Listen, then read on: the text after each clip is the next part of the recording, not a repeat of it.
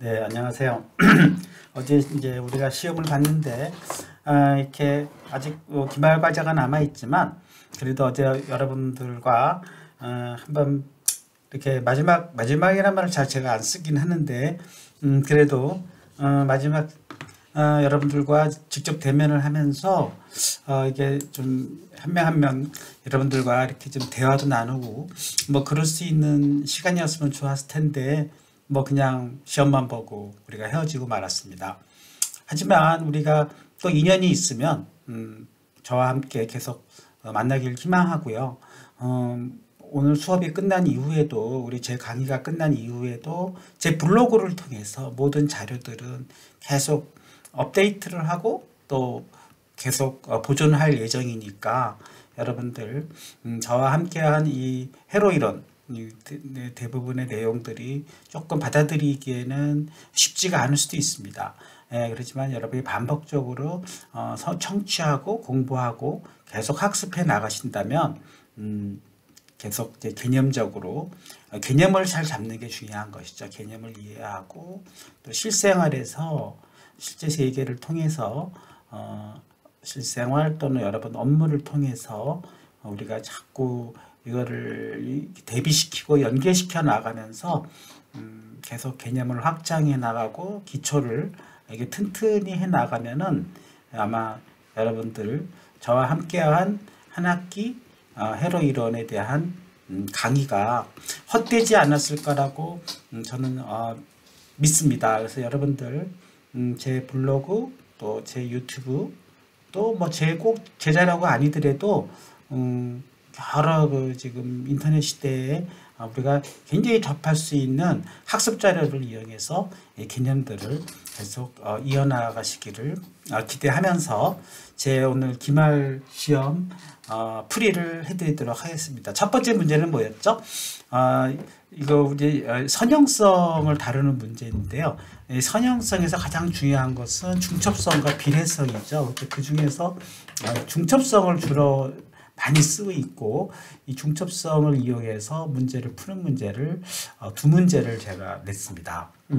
조금 첫 번째는 아주 단순한 문제이죠. 다음과 같이 회로에서 6V 전원과 전압원과 2A 전류원이 존재를 하는 두 개의 저항에 있어서 이 I1을 구하는 과정을 한번 단계적으로 보여드렸습니다. 첫 번째로는 전류원이 없다고 가정하면은 전류원은요 오픈을 시키는 게 없다고 가정을 하는 것입니다. 그래서 없다고 가정하면은 이 부분이 사라지기 때문에 남은 부분은 뭐가 남죠?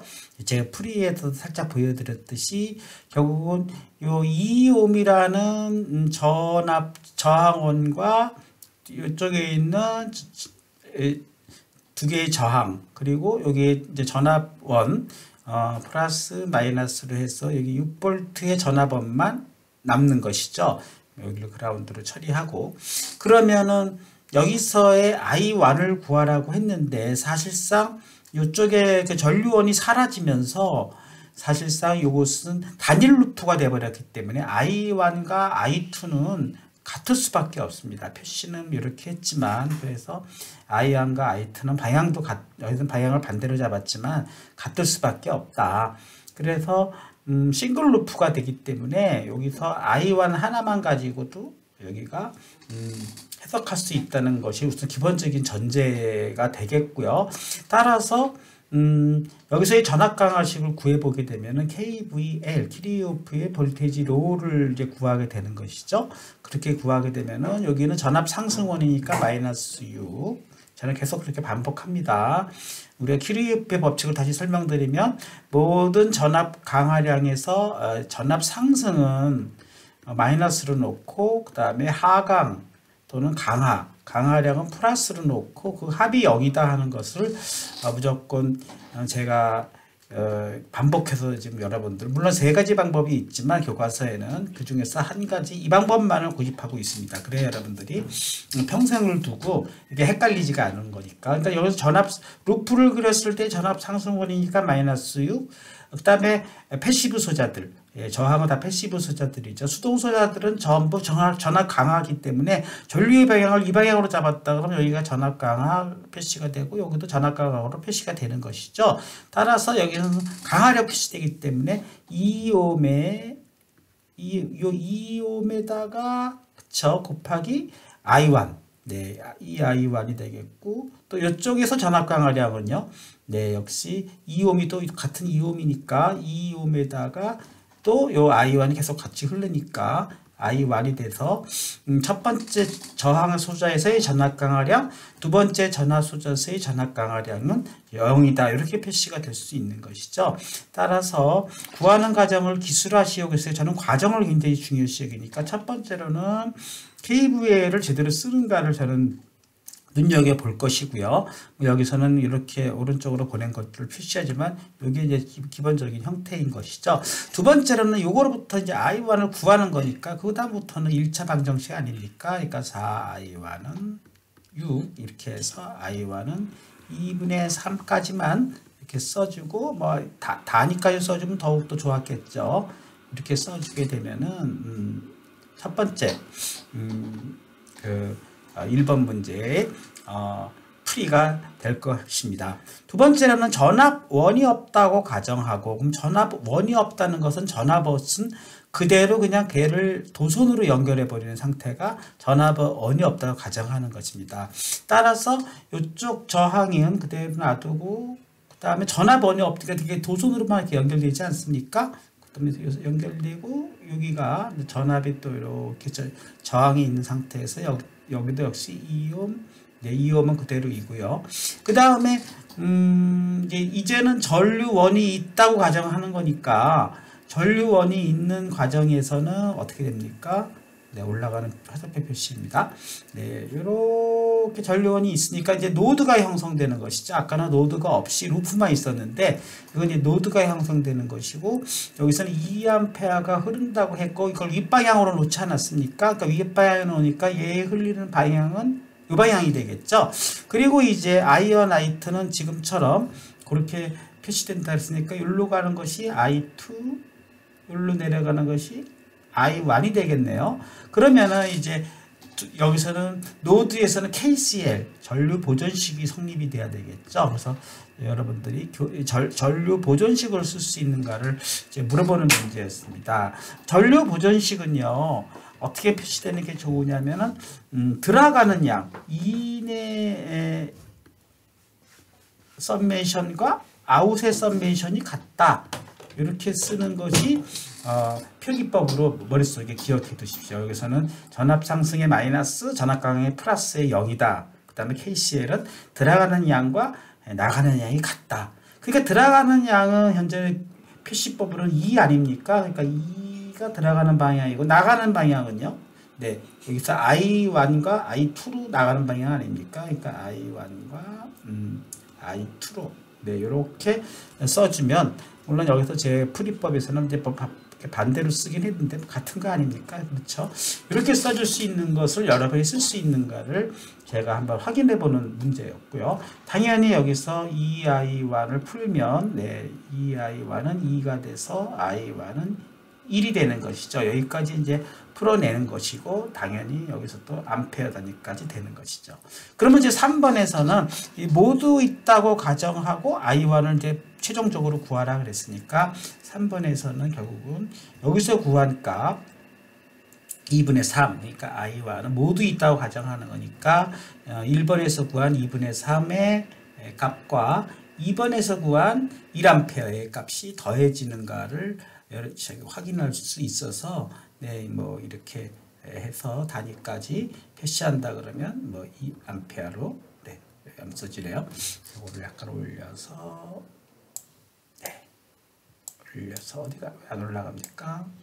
올려놓고 암페어 단위까지 여러분들이 쓸 수 있다 그러면 네. 3번 문제는 그냥 단순하게 풀리는 걸로 해서 1번 문제는 전부 이렇게 풀도록 하겠습니다. 네, 두 번째 2번 문제 살펴보도록 하죠. 자, 2번 문제는 결국은 1번에서의 과정을 좀 더 확실하게 하기 위해서 한 번 더 문제를 낸 것입니다. 물론 다 이 예제는 여러분들 제가 드렸던 그 강의 자료에도 있었고 35제에도 있는 문제이고 값만 바꿨어요. 여기를 약간 12ohm으로 제가 살짝 바꿨고 또 어디를 바꿨으니까 뭐 어딘가를 또 하나 바꿨죠. 자, 그렇게 해서 이 값을 여기를 바꿨나요? 아무튼 요걸 바꾼 것 같습니다. 이렇게 바꿔놓고 전압간을 구하는 과정을 기술하시오 그랬어요. 그러니까 요것도 어떻게 보면 지금까지 구한 이 세 가지, 첫 번째는 이것이 전압원이 두 개가 있고, 그쵸? 전류원이 하나가 있으니까 6V 전압원만 있는 경우, 그쵸? 그 다음에 두 번째로는 8V, 그쵸? 전압원만 있는 경우, 세 번째로는 2A 전류원만 있는 경우, 이런 식으로 우선 세 가지 케이스를 놓고 마지막에 가가지고는 각각 요 모든 경우 1번, 2번, 3번에서 구한 어떤 결과를 합산해주는, 중첩시켜주는 것만 여러분이 잘 할 수 있는가를 살펴보는 문제였습니다. 근데 여러분들이 제가 다 풀어드린 문제였지만 막상 또 이 문제를 놓고 기술하시오 그랬으면은 이 과정이 또 생각이 안 날 수도 있어요. 그러다 보니까 아마 막막했을 수도 있을 것 같습니다. 충분히 이해합니다. 여러분들 뭐 저라도 갑자기 이렇게 내면은 이거 어떻게 접근해야 되지? 잘 모를 수도 있을 것 같아요. 하지만 여러분들이 실생활이나 또는 현업에서 계속 이런 문제를 닥칠 때 여러분 머릿속에는 공부한 걸 가지고 이 전압원이 여러 개가 있고 특히 이렇게 섞여 있는 경우, 전류원과 전압원이 섞여 있는 경우에는 이런 식으로 중첩을 쓰는구나. 머릿속에 자꾸 떠올려야 됩니다. 이렇게 전압원, 전류원 이렇게 섞여 있다. 그럼 무조건 중첩 이렇게 생각하시면 되겠고, 그 다음에 이제 따로따로 놓았을 때 여기서 뭐를 쓸 것이냐, KVL을 쓸 것이냐, KCL을 쓸 것이냐, 이런 것들은 이제 여러분들이 머릿속에서 좀 더 생각해야 되겠고, 단순히 이걸 안 쓰더라도 내가 저항 분배 법칙을 쓰겠다, 또는 뭐 병렬 저항 분배 법칙을 쓰겠다, 그렇죠? 전압 분배, 전류 분배 이런 것들도 여러분들이 머릿속에 있고, 또 경우에 따라서는 이번에 적용은 안 했지만 테브닌 정리를 쓴다든가, 그쵸, 노턴 정리를 쓴다든가 그럴 수도 있겠죠. 또 뒤에 배울 메쉬 메소드를 쓴다든가 노드 메소드를 쓴다든가 그럴 수도 있겠고요. 그러니까 여러분들이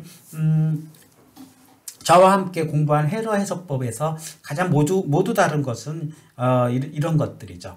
다시 한번 정리해드리면 키르호프의 볼테지로와 그 다음에 커런트로가 가장 기본이고, 그 다음에 이제 우리 병렬 저항과 직렬 저항을 가지고 전압 분배와 전류 분배를 우리 개념을 공부했고요. 그 다음에 이제 단순히 복잡하게 회로망이 구성되면은 그것들을 좀 단순하게 해석할 수 있는 테브닌 정리와 노튼 정리, 그리고 메쉬법과 노드법을 한 매트릭스 역행렬법, 이런 것들만 잘 하면은 기본적으로 웬만한 저항 소자만을 가지고 어떤 복잡한 회로가 구성됐을 때 전류원과 전압원을 가지고 회로를 해석하는 방법입니다. 근데 후반부에 제가 오늘 시험본에서 이제 생략한 우리의 커패시터와 그 다음에 인덕턴스까지 들어가게 되면은 이제 시스템이 좀 더 복잡해지는 것까지는 이제 우리가 맛만 보았고, 그 다음에 이제 회로 해석 2에서 본격적으로 또 이것들이 어떻게 망으로 구성됐을 때, 네트워크로 구성됐을 때 어떤 식혜 시스템을 해석할 수 있는 것까지 다루게 되면은 여러분들이 웬만큼 회로의 동적 관계, 그 다음에 정적 관계를 모두 이해할 수 있는 그러한 무기가 장착됐다고 저는 보여집니다. 잠깐 옆길로 샜고, 자, 두 번째 문제를 다뤄보도록 하겠습니다. 여러분들 이제 두 번째 문제는요, 같은 문제를 6V 전압만 있다고 가정하면은 나머지들은 전압원은 도선으로 연결하고 그 다음에 전류원은 오픈으로 연결하게 되지 않습니까? 따라서 한번 그려보겠습니다. 6V 전압만 있다고 가정하고 이쪽으로 이렇게 있고 6V라고 쓰고요. 그 다음에 얘가 이렇게 가서 도선으로 요거는 2옴. 그쵸? 네. 옴 표시는 안 하겠습니다. 그 다음에 쭉 가서, 네, 여기서 B라는 노드를 통해서 3옴. 네, 이렇게 여러분이 그려 나가고, 그 다음에 여기는 전원이 없으니까 도선으로 연결되지 않습니까? 여기는 오픈이니까 그릴 필요가 없죠. 그리고 또 이쪽에 12옴, 네, 이렇게 연결돼서, 네, 뭐 여기를 뭐 그라운드로 처리합시다. 뭐 그라운드 표시는 안 돼 있지만, 이렇게 해석할 수 있는 거 아닙니까? 그래서 여기서 제가 살짝 여기만 아마 변경을 했을 거예요. 네, 여기를 변경해가지고 여러분 같은 문제는 다 기존에 풀어봤던 거니까 이거를 이렇게 놓고 보니까 얘는 어떻게 해석할 수가 있을까요? 네, 요쪽에 뭐 그라운드가 사실상 엄밀히 말하면 이쪽이 그라운드네요. 네, 우리가 이제 전화번에 마이너스를 그라운드로 놓고 보면 여기가 그라운드가 아니네요.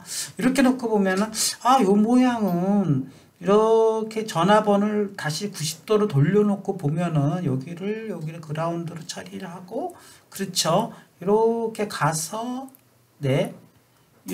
12옴과 2옴이 병렬로 연결되어 있는 상태.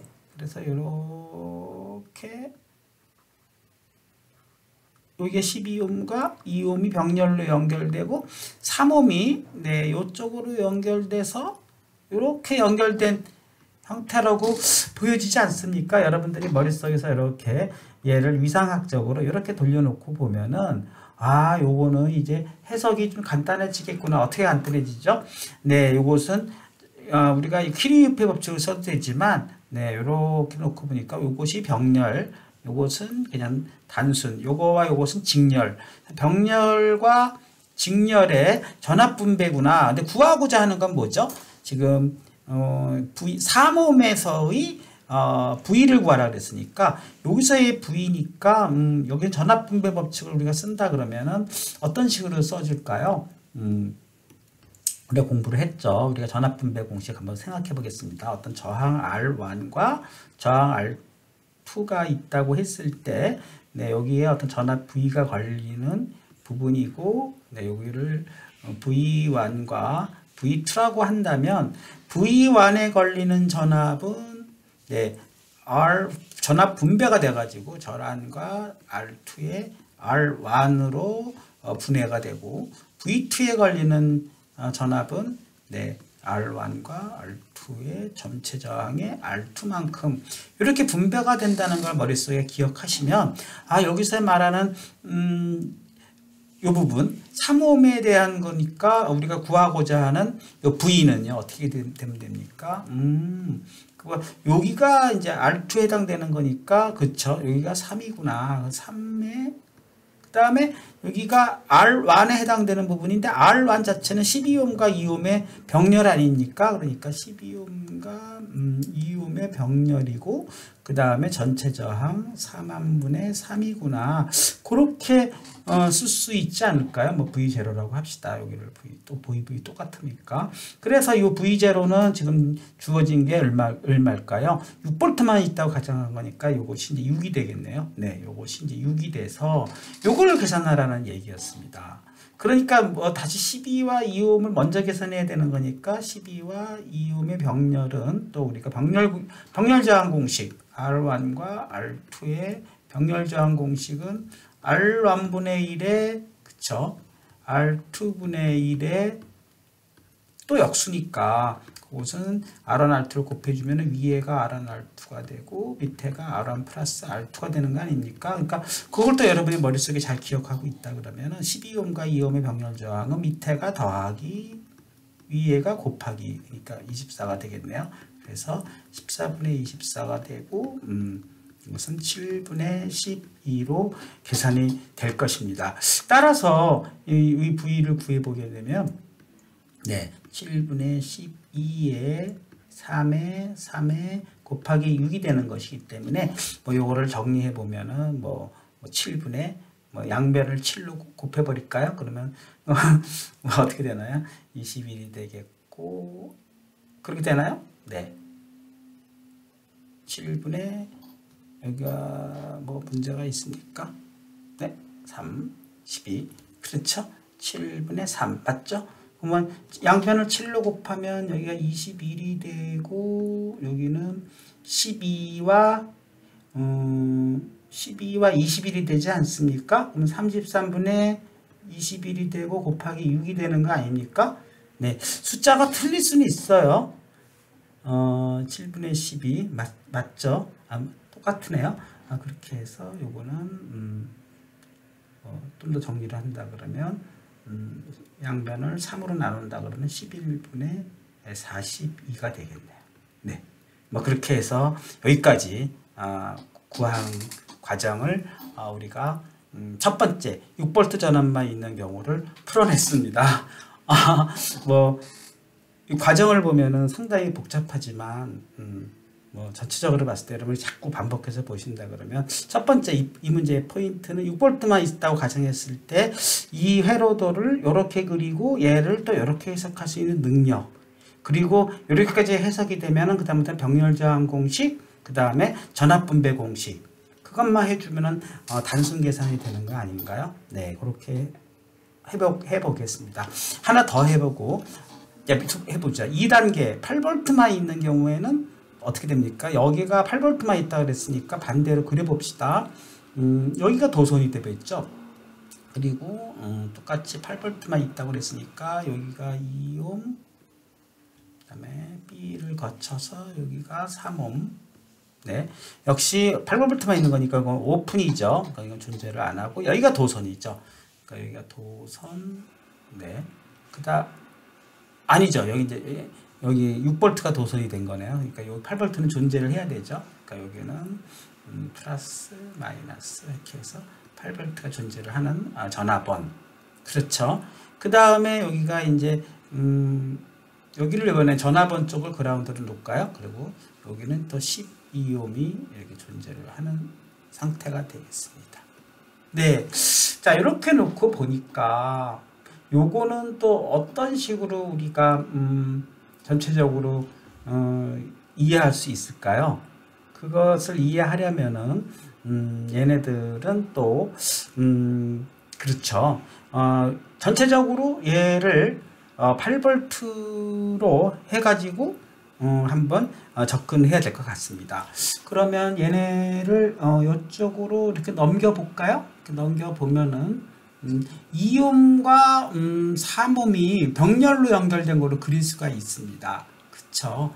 그래서 여기를 2옴과 3옴을 병렬로 연결해 보겠습니다. 그럼 여기가 2옴과 3옴을 병렬로 연결한 거를 이렇게 2옴과 3옴을 병렬로 연결했고요. 그 다음에 여기가 12옴으로 연결된 것처럼 이게 보여지죠. 이렇게 보여지고, 그 다음에 8V가 어디에 걸립니까? 네, 8V가 2옴과 3옴, 12옴 요 사이에 걸리지 않습니까? 그러니까 얘가 여기서 2옴과 3옴이 우리가 포인트를 본다 그러면 지금 요 포인트가 B가 되겠고요. 그쵸? 여기가 지금 A 포인트가 되는데 여기가 결국은 A 포인트가 됐지 않습니까? 2옴과 3옴이 병렬로 만나는 부분이 여기가 A가 되는 것이죠. 그리고 그 다음에 2옴을 거쳐서 3옴을 거쳐서 직접 연결되는 포인트가 어디입니까? 네, 그렇게 되죠. 지금 그대로 봤을 때 저도 못 그리겠네요. 다시 한번 보겠습니다. 네, 맞지 않습니까? 맞는 것 같아요. 그러면 여기가 B 포인트가 되죠. 여기가 B 포인트가 돼서 요렇게 연결돼서 여기가 8V가 되고 요것이 그라운드까지 연결되는. 네, 요렇게 표시할 수가 있다는 것이죠. 여기가 이제 위상학적으로 동체가 되는 것이죠. 네, 그렇게 하고 이번에 구하고자 하는 것은 어느 쪽이죠? 구하고자 하는 것은 네, 바로 여기죠. B와 C, 3옴에 걸리는 저항이니까 결국은 여기를 구하자는 것이죠. 여기가 3옴, 그렇죠. 여기서 여기를 구하자는 것이죠. 여기를 구하자는 것가 되는 것입니다.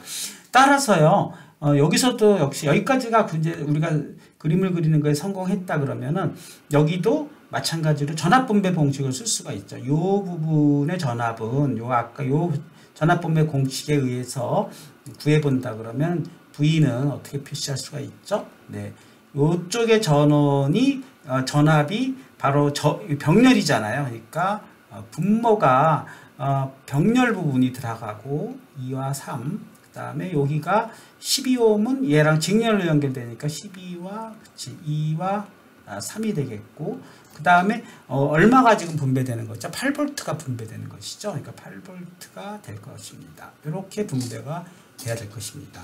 따라서 2와 3을 먼저 병렬을 구해야 되겠네요. 그러니까 2와 3은 또 요 공식에 의해서 구해보면은, 네, 분모가 더하기 분자가 곱하기가 되네요. 그러니까 2, 3은 6이 되고 5분의 6이 되고, 그거를 이제 대입을 해 나가면 12에 5분의 6에다가 또 위가 5분의 6이 돼서 그 8V가 분배되는 걸로 이렇게 표시가 돼야 되겠습니다.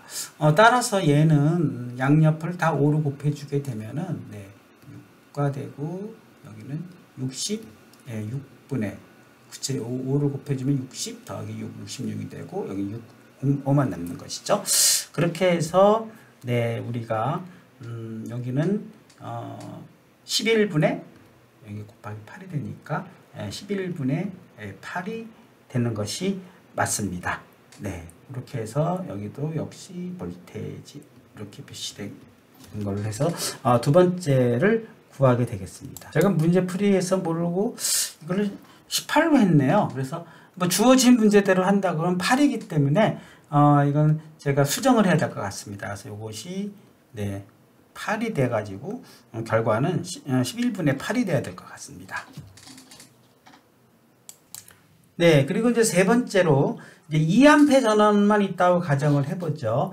2A 있다고 전원만 가정해 보면은 어떤 그림이 되냐면, 다시 이 그림에서 봤을 때 그림을 먼저 한번 그려보죠.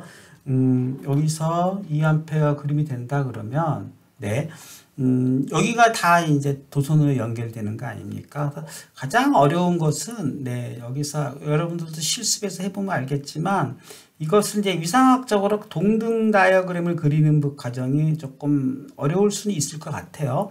그래서 여기도 전부 이제 도선으로 연결되는 거고, 여기가 이렇게 돼서 여기가 12옴, 그쵸? 2옴, 3옴. 그래서 6V 전원, 지금 8V 전원이 다 사라졌습니다. 그렇죠? 그런 상태에서 여기만, 네, 2A가 이제 아까 오픈된 상태에서의 전류원이 여기서 표시가 되는 것이죠.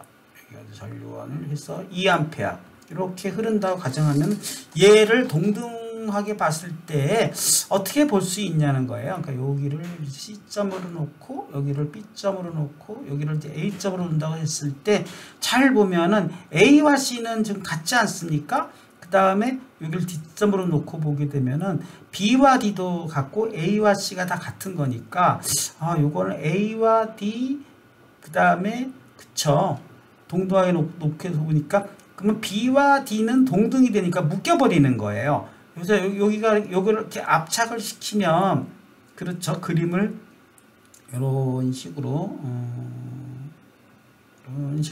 압착을 시키면, B와 D를 압착시키면, 네, 여기서 여기를 이렇게 BD를 두 개를 이렇게 묶어버릴 수 있지 않습니까? 그러니까 B와 D가 이렇게 묶이는 점으로 12옴과 2옴을 이렇게 당길 수가 있고, 그 다음에 A와 C가 또 뭐 어떻게 된 거죠? 붙어버린 거죠. 그러니까 A와 C가 붙어버리면 2옴, 여기가 A 지점과, 그렇죠, 그 다음에 뭐 어떻게 됩니까? C 지점이 합해진 거죠. 그러니까 C 지점은 여기를 이렇게 묶어버리게 되고, 그러면 A 지점과 C 지점은 여기가 3옴으로 시작점이 이렇게 여기가 묶인 거고, 그 다음에 얘 2와 3은 전부 B로 연결된 거니까 B는 D로 묶였으니까 얘가 요로 묶인 걸로 이렇게 표시할 수가 있습니다.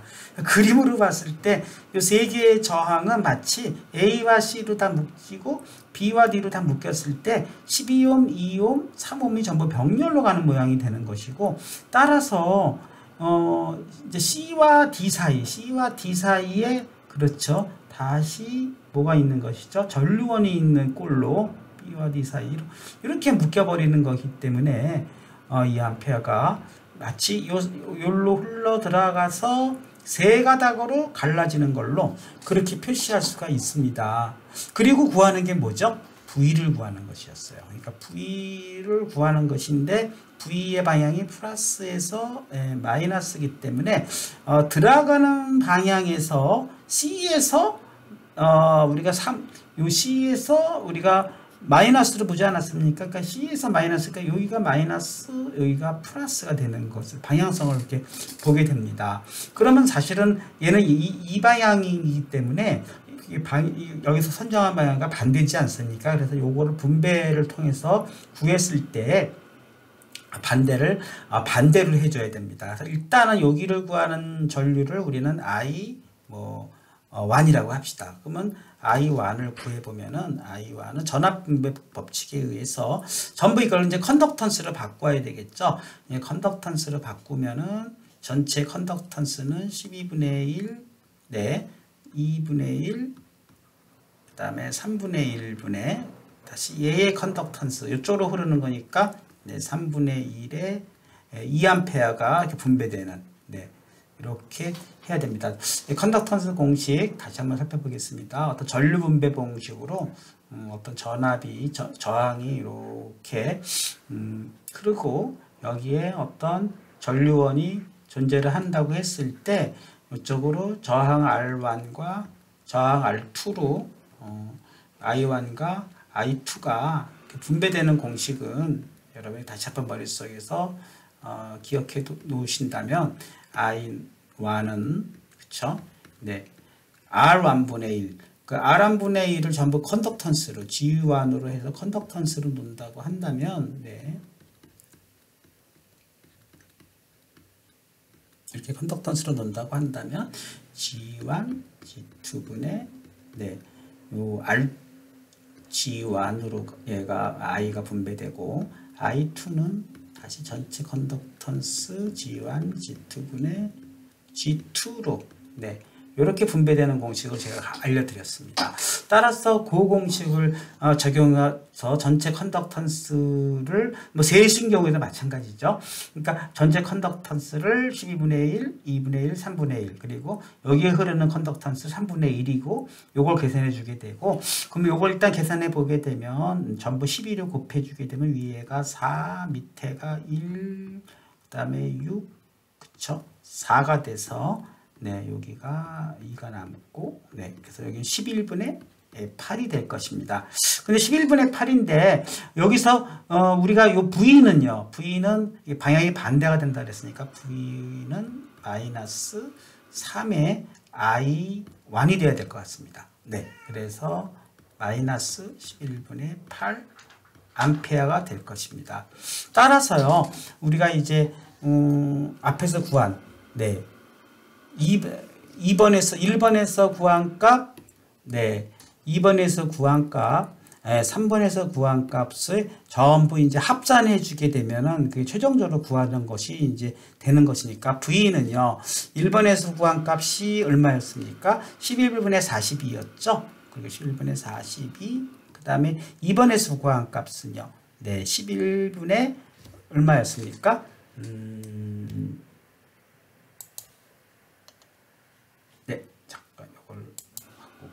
쭉 보면은 11분의 18이었죠. 그러니까 11분의 18 이렇게 구하고, 네. 그 다음에 근데 이걸 11분의 8로 고치자 그랬죠. 아까 8V라 그랬으니까. 요번에 여기서 구한 값 또 마이너스 11분의 8이네요. 그래서 11분의 마이너스 8 이렇게 해서 이것이 이제 합산을 해주게 되면 이건 사라지고 11분의 42가 해법이 되겠습니다. 제가 뭐 중간에 요거를 잘못 푸는 바람에 제가 수정을 해서 지금 보니까 답이 중요한 게 아니라 저는 뭐가 중요하다 그랬죠? 과정이 중요한 것이죠. 따라서 여기서 구한 3번에서도 보면은 11분의 마이너스 24로 계산을 했네요. 왜 그랬을까요? 여기서 다시 한번 볼까요? 12분의 12, 그 다음에 여기가 2A, 12분의 24. 여기서는 어떻게 됐나요? 네, 제가 그쵸? 여기서도 제가 또 풀이를 잘못 풀었습니다. 네, 여기도 고쳐야 될 것 같습니다. 그쵸? 여기가 12분의 1, 2분의 1, 3분의 1분의 이걸 구했고, 네, 요 전압은 요 전체 저항에 대해서 전류분배 법칙을 구한 거니까 14. 네, 한번 확인해 봐야 될 것 같습니다. 여기서 왜 틀렸죠? 네, 확인해 보니까 여기가 11분의 8A가 나왔으니까 3을 곱하면 11분의 24가 맞네요.